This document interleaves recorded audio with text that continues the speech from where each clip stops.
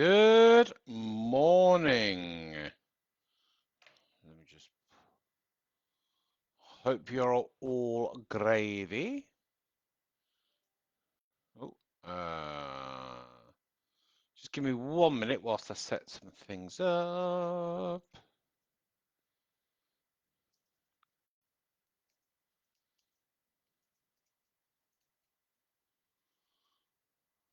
I hope you're all well. Let me just see what that email was. Oh, sent an invoice, did I? Right, okay. Oh, let me put the questions in so you can read the questions. Okay,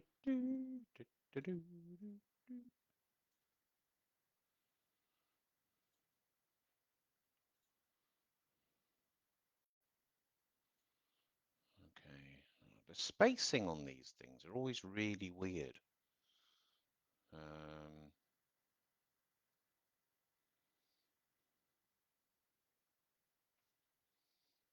Okay, that should just post. Okay. So you say we've got no viewers here, which I know is a lie. So the questions are now in. Let me just see. I'm in the right group, aren't I? See, I do have viewers. Okay, please put any questions that you have, because I don't have that many questions this week. So I don't have that many questions, so I'll answer what I have. Now remember, I will actually download this video and I will upload it to YouTube as well now. So I am uploading all my videos to YouTube, all my Q&As. So we've got some good questions this week, actually. So we haven't got many, but they are all quite good. So let's get on with this, shall we?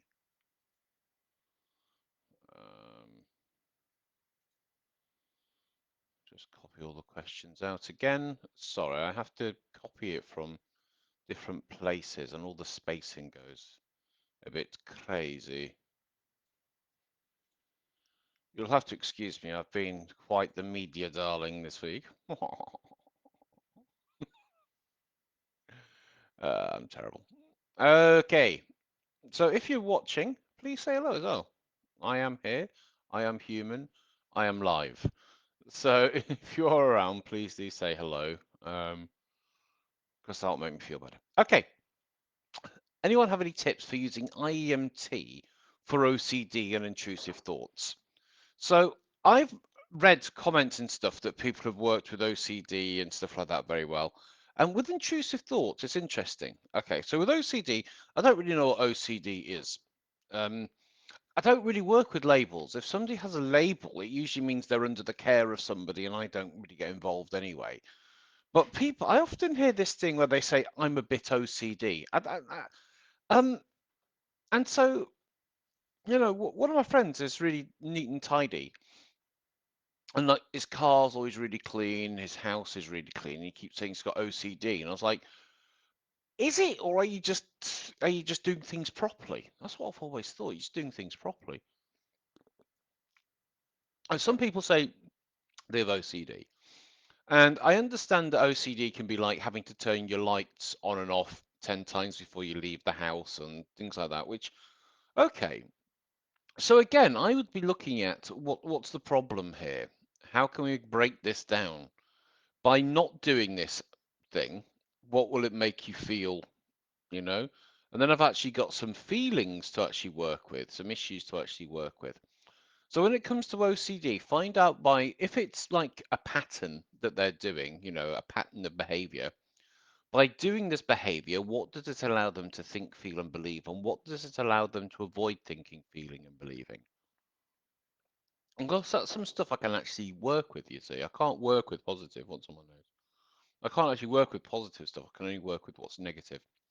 When it comes to intrusive thoughts, yeah, absolutely. So there's a big difference between having intrusive thoughts and acting upon those thoughts. When I lived in London, I worked with a surprising amount of people who wanted to push other people in front of tubes, in front of the trains or the tube station.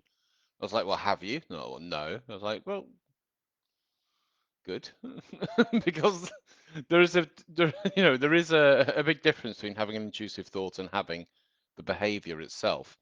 And I think sanity is sort of knowing the difference and not doing the behavior. But if someone's having intrusive thoughts, I'm definitely going to be investigating what those thoughts are. If they have a theme, and if they get somebody to feel a certain way, as if they do, I've got the kinesthetics that I can work with. You could even just have a crack at getting them to hold whatever these intrusive thoughts are, removing the eyes on the intrusive thoughts. Again, if it's a reoccurring type, especially. But I think you'll find if you're working with somebody for IEMT who's having intrusive thoughts, and if you're going back to the imprints and working on the imprints and stuff like that, chances are the intrusive thoughts will begin to sort of calm down. Especially if you're doing like PTSD based work with somebody and you're working on the person's linchpin, you're more likely to actually improve somebody's mental and emotional clarity as well. Why don't I call it the simple and complex patterns anymore? Okay, so I had a good chat with Andy actually the other day, and we were just talking about sort of what people kind of call things and stuff like that. And I think I've been over reliant on what I used to call the simple pattern a bit too much rather than going into like the kinesthetic or the complex pattern. The complex pattern isn't any different or any more complex than the simple pattern.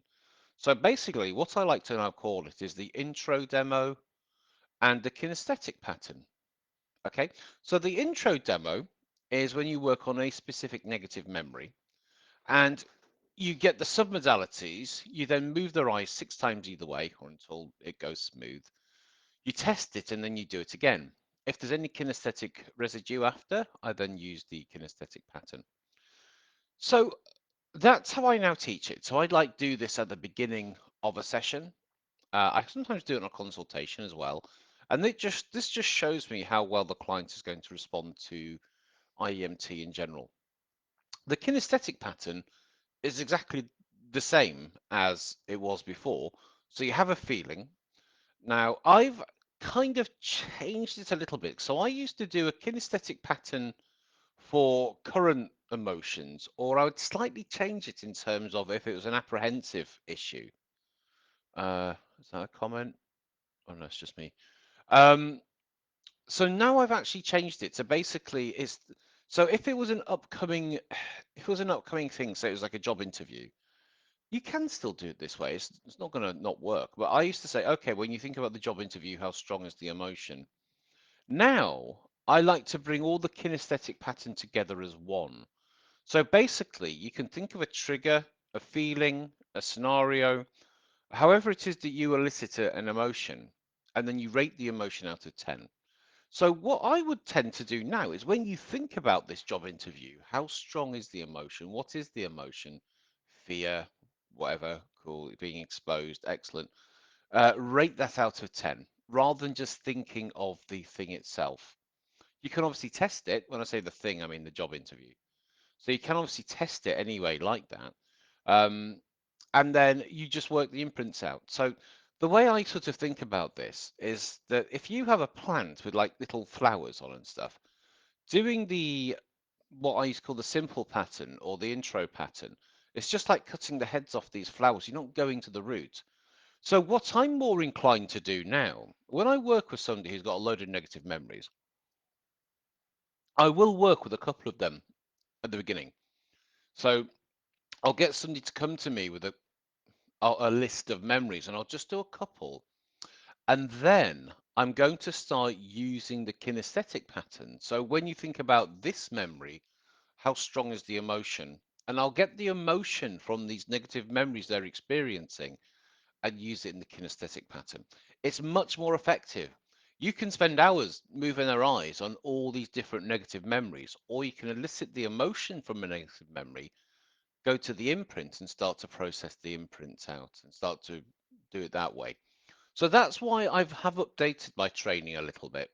Um, so I only really use the simple pattern or the intro pattern right at the beginning, and I get to the kinesthetic pattern much faster. It does much more. That's why it does much more. Can I work with somebody with a turn in their eye? So I think this is sort of can be like a lazy eye, or basically when they both eyes aren't facing the same direction. I would like other people's advice here. I don't know. I think so. It depends. It depends if the eye has any kind of lack of movement. What you can do, and what I have done before, is get them to cover one eye up and just move the eye that I suppose doesn't have the turn in it. And that should produce results just the same. So I think it should be absolutely fine as long as there's no actual other issues with the eye. Um, and again, with the movement of the turning and stuff of the eye, I think you'll be okay. Try it out. Do the intro pattern on it or them. See how it goes, and if it works, it works. If it doesn't, it doesn't. You know, that's the thing. You're not sort of signing somebody up for years of sessions, are you? Can I do case studies with people who I know? Please don't. I'm never going to know, obviously, but please don't. Please go onto Facebook or somewhere else and find people who you don't know to apply to work with you for case studies. You're going to get much cleaner and you're not going to have any sort of false positives in that way. So I would definitely work with people who you don't know because it is sort of more of a challenge as well. It's like more of a challenge to, but the thing is, I guarantee you this, when you work with somebody who you don't know and you're getting results with them, you realize how powerful these techniques really are. So I would encourage you to work with people who you don't know. You don't want people to give you, when I say a false positive, that is when somebody is saying that you're creating change because they like you, and it's not necessarily true. I don't have any other question. Oh, I do have one actually. How have you had so much media coverage recently? Okay, please do start putting your questions in the comments as well. I will get to them because I don't have many of them. But this is my last question. So I have a side quest called Walks to the Pub, right? And I set this up in March, and I set this up for a few reasons. One of the reasons why I set this up was showing people how to build a community. And I'm actually going to do a training around this in itself, how to actually build a community. So a community comes together for some kind of common purpose. So I I do a lot of walks with my sister. We go with there's a big organization called the Ramblers, and they have like little sort of subdivisions all over the country. So the one that we go with is called Midlife Hikers, and basically those walks are really focused on the walks. So you meet out of town at a car park generally. There's usually on a weekday the walks are shorter. They're about 5 miles, something like that, and there's usually about up to about 20 people. You know, it's quite busy. You go for a walk, and then you often go for a drink afterwards as well, which is all great. They're usually about 5 miles. Then on the weekend, on a Saturday and a Sunday, they tend to be between about 8 and 13 miles. So it's a full day. It's like 5 hours of walking because you stop, you have lunch and that, and then you often go for a drink afterwards, after then as well. And it's really focused on the walking. And again, you generally have to drive to where you're going to and stuff. So I thought what would be good would be to have walks that are based in the city centre. Because I live in York, it's a really nice city, really nice place, loads to see, loads to do. And we could do walks that are easier, shorter, and are more focused on connecting and meeting people and having fun and socializing. So that was the aim. Now, I have run a lot of events in the past, right? I used to run interesting talks in London. I have run 500 interesting talks events. I used to run band promotion nights. I think I ran about 100 of those when I lived in Manchester, and club nights, things like that. So I do have a strong history in event promotion and organization. So recently, I have been on That's TV, York TV. I've been in the press, the York Press, on the online article, and I am going to be in the actual physical press, the publication of the press, which I need to go see today if I'm in it. And then I am in, I've been contacted by a radio station who want to interview me as well, so I'll do that. So the reason why I'm in the media so much at the moment is because I'm in the media so much at the moment, which I know sounds a bit stupid, but when I'm in one thing, other people contact me because I've been in that thing to see if I want to go onto their thing. So the way the media's kind of spun this angle is in that I'm trying to combat loneliness, which isn't, it's not entirely true, that. It's good because I learned this from Steve Miller as well. There's always the human interest for local publications, for local journalism. Human interest is always going to be the thing which they go for. So I do have several people in my group which might be interviewed by the press later on about their personal journey by being in my group and how it's improved their life and how it's improved their well-being. We haven't done that as of yet, but I've had other publications contact me saying if there's human interest, we can do a story around it. So Walks to the Pub is a Facebook group. I am going to build a website and a mailing list and so I've kind of got all that anyway. But we meet up at the moment. We met up every week, so every other Thursday and every other Saturday. It won't be quite so many going forward in September. Now, the aim of this is to get people to come out to meet up, go for a walk, then go for drinks. That's it. So on a Thursday, we go for a walk for about an hour or so. And then on a Saturday, we tend to walk between 12 and 4.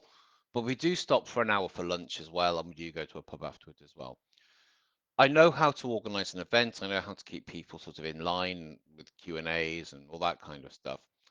And so some journalists. Now it's the consistency. So I'm always posting in groups. Now local journalists tend to look for things that are of interest in local Facebook groups. Okay.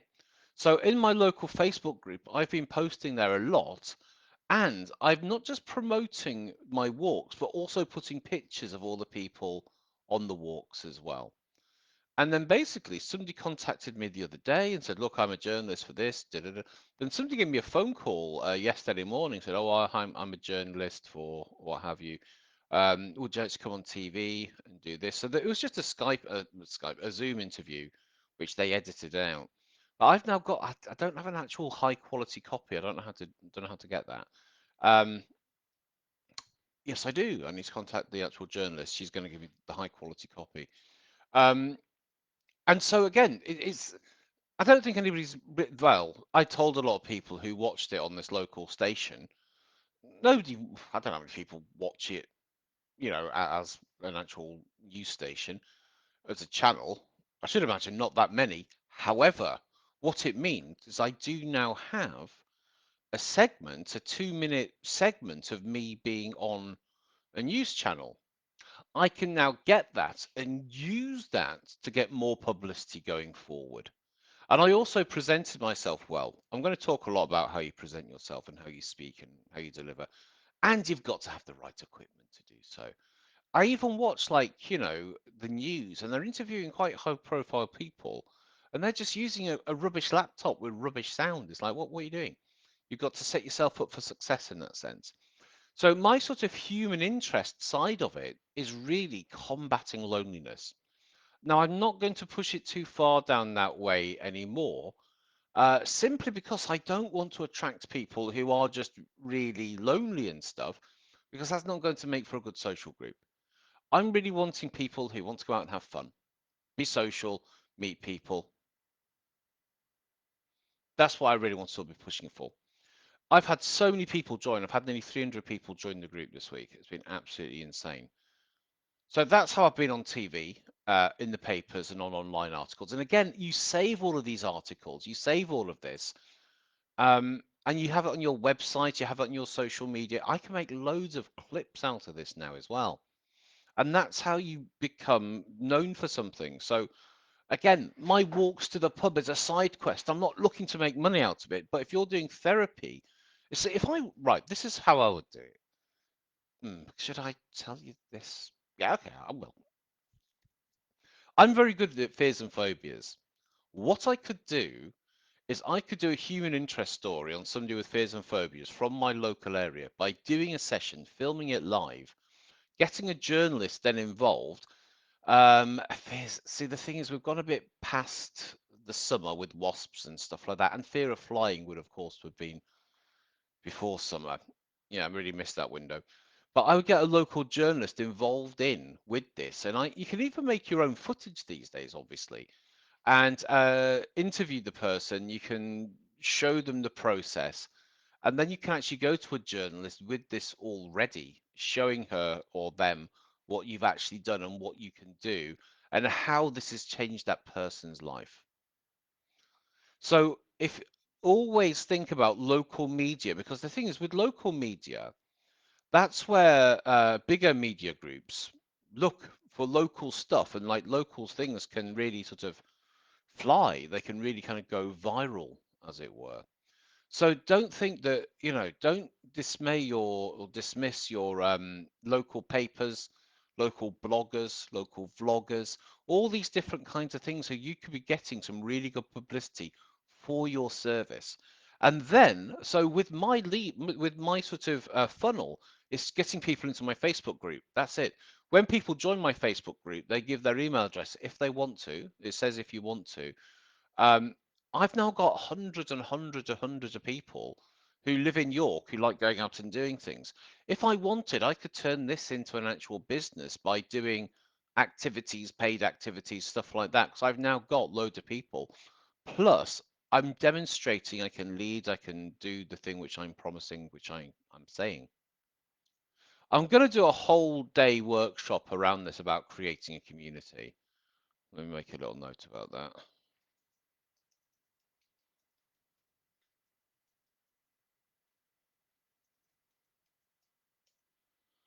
And basically, when you create a community, you create endless sales and endless referrals. You can also use it to test ideas of things that you're going to bring to market. Any questions at all? Any questions?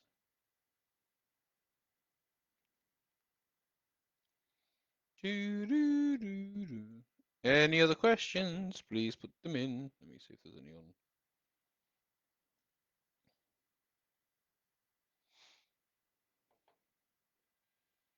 Oh, don't do that because I don't want to hear it. Okay, I'm just going to give you 2 minutes to put questions. If not, I'm going to leave it because I have got loads to do. But being consistent with what you're doing and putting content out consistently is absolutely key.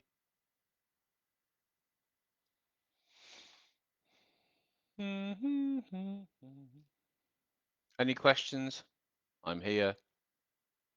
I'm here for your questions, should you have them.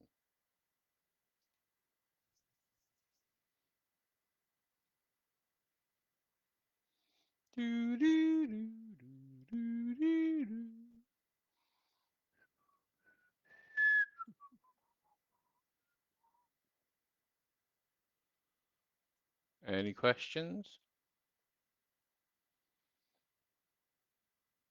10, 9.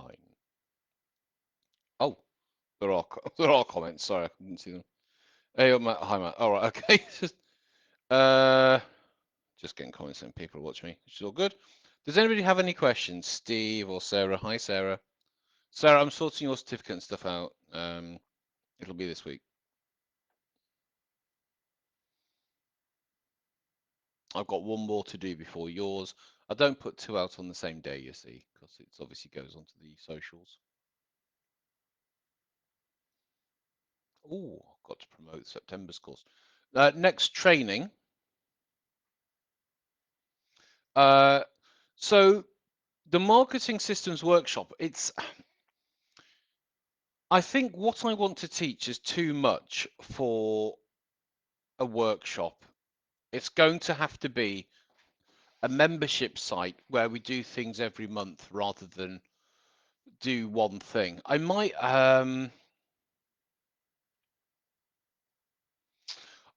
do it as two products. So basically, a product might be a weekend training or a day training, and then monthly or every 2 weeks I do every 2 weeks, probably every month, where we'll do a specific deep dive on other stuff going forward. So you can just watch the one product, so you have access to like that kind of product. The thing is with marketing, it changes and it evolves. Especially look at the AI that's kind of come into it. So that's kind of really changed things at the moment. Um, I don't use AI much. I'm sure I could use it. In fact, there's a guy who did my training who met at the International Hypnotherapy Association. He did the talk about AI. I want to interview him about using AI as a therapist. So that's something which I'll definitely be doing. Okay, then. If there aren't any other questions, I will let you all know about the marketing stuff. It is something which I'm definitely going to do. Okay, then, peeps. Thank you very much. I'll get this uploaded to Facebook and I'll see you this time next week. See you later.